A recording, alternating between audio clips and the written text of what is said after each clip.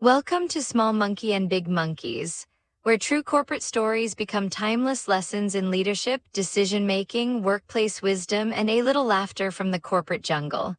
If you enjoy authentic corporate stories with practical life lessons and some workplace humor, please like, share, subscribe, and join the troop. Bury haters with your success and their efforts, let them sweat it out. The sales director laughed sarcastically and said his useless chamchas sycophants are playing politics as usual. Later during a break in the training session, he asked, "Did you confront Dilip?" "Not yet," said Surya with a smile and added, "Let him put more efforts." Let's rewind a bit to the beginning. As marketing manager at Odalis Dynamite India, Surya Devaya had already experienced the first major sabotage attempt by his over-ambitious assistant Dilip Gawande, product manager. Surya had to be cordial with the entire product management team, but completely trusting anyone was now ruled out. Surya started exercising extreme caution and tried to anticipate the ways in which the training and launch program could be sabotaged, just enough to tarnish the image of Surya or make him look incompetent. One major area of sabotage could be the training slides suited for the carousel projector. Each slide was a color film mounted on a plastic frame and loaded on a rotating tray for projecting onto a screen. The process of making the slides was laborious and time-consuming. Sabotage in this aspect could be passed off as an inadvertent error of the vendor and had plausible deniability. Surya was extra cautious about the training and relaunch slides and wanted them in his possession at least a week before the launch date of Monday, the 1st of April. The artist vendor was handled by Dilip, and Surya would never have identified this as a sabotage point, if not for the earlier sabotage of the computer files.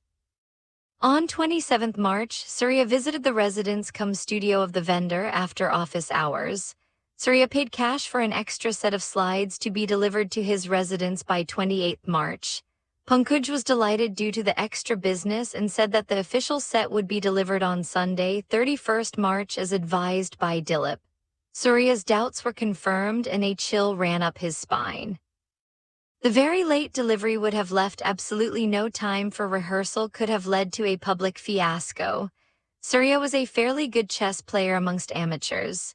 "You shall be stripped and cornered before being checkmated," thought Surya with a cold, determined smile. The training and relaunch on the 1st and 2nd of April was for all the managers and the sales director, totaling about 54 attendees. Performance on this platform could make or break the career path of PMT members. Surya double-checked the text of the presentation slides to eliminate any other sly attempts at sabotage. Surya received the slides on 28th as agreed, along with printed version having 6 slides per page. Surya could rehearse the presentations well in advance. On Sunday the 31st of March, Surya was at HO sharing the presentation with the sales director, using the carousel projector.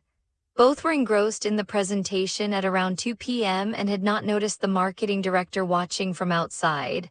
He knocked and entered with a puzzled expression and asked Surya, "Have you received the complete set of training and launch slides?" Surya nodded affirmatively, to which the marketing director said, "About half an hour ago, I was told that the slides are not ready and would be delivered at the launch venue tomorrow before 9 a.m.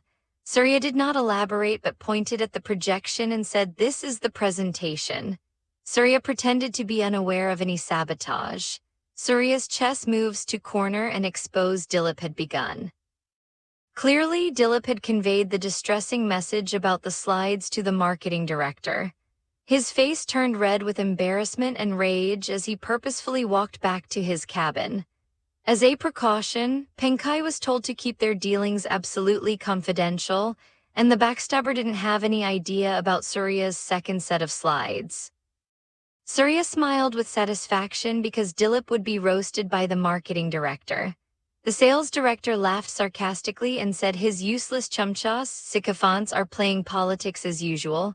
The launch program and training were conducted with clockwork precision. The audience included 4 of Surya's ex-bosses, and all the rest were well known to him for at least 3 years prior to the launch program. At the first tea break, almost all of them were deeply appreciating Surya and were congratulating him for delivering like a seasoned professor. The directors and the managing director were all smiles and seemed to be greatly relieved. No one had tried bullying and the queries were answered correctly and with confidence. The sales director asked, "Did you confront Dilip?" "Not yet," said Surya with a smile and added, "Let him put more efforts."